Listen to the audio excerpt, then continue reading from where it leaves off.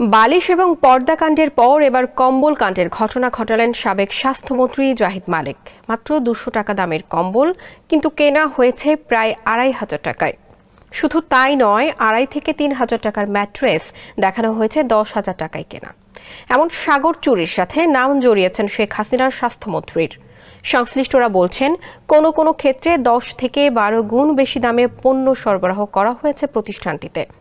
তার মহাদুর্নীতি নিয়ে অনুসন্ধান চালিয়েছেন সহকর্মী সানুল হক সানি। বিস্তারিত জানাচ্ছেন মোহাম্মদ শাহাবুদ্দিন মাহতাব। 2014 সালে সরকারি টাকায় প্রতিষ্ঠিত হয় মানিকগঞ্জ হাসপাতাল ও মেডিকেল কলেজ।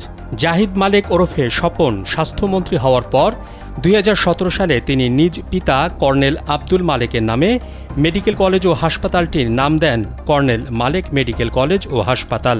নাম পরিবর্তন করেই ক্ষান্ত হননি সাবেক স্বাস্থ্যমন্ত্রী।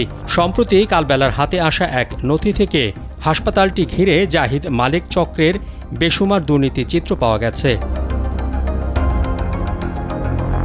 নথির তথ্য মতে মাত্র 200 টাকার কম্বল কেনা হয় 2,400 টাকায়, 2,500 থেকে 3,000 টাকার ম্যাট্রেস 10,000 টাকায়। কোনো কোনো ক্ষেত্রে দুর্নীতির মাত্রা ছাড়িয়ে 10 থেকে 12 গুণ বেশি দামে পণ্য সরবরাহ করা হয়েছে প্রতিষ্ঠানটিতে।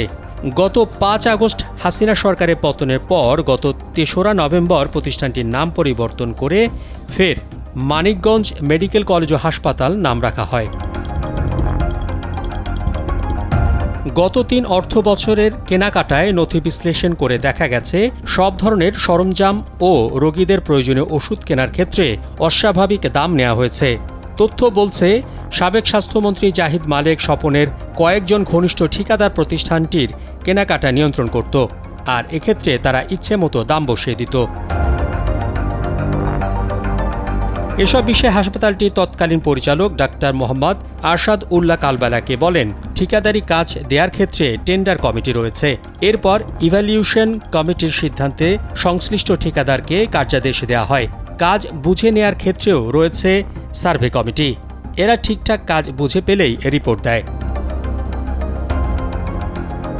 একই বিষয়ে হাসপাতালটি বর্তমান পরিচালক ডাক্তার মোহাম্মদ শফিকুল ইসলাম কালবেলাকে বলেন, আগে হাসপাতালে কি কাজ হয়েছে, কেনাকাটায় কি অনিয়ম হয়েছে তা আমার জানা নেই।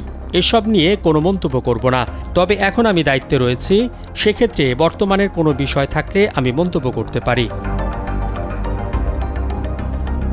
মোহাম্মদ শাহাবুদ্দিন মাহতাব, কালবেলা।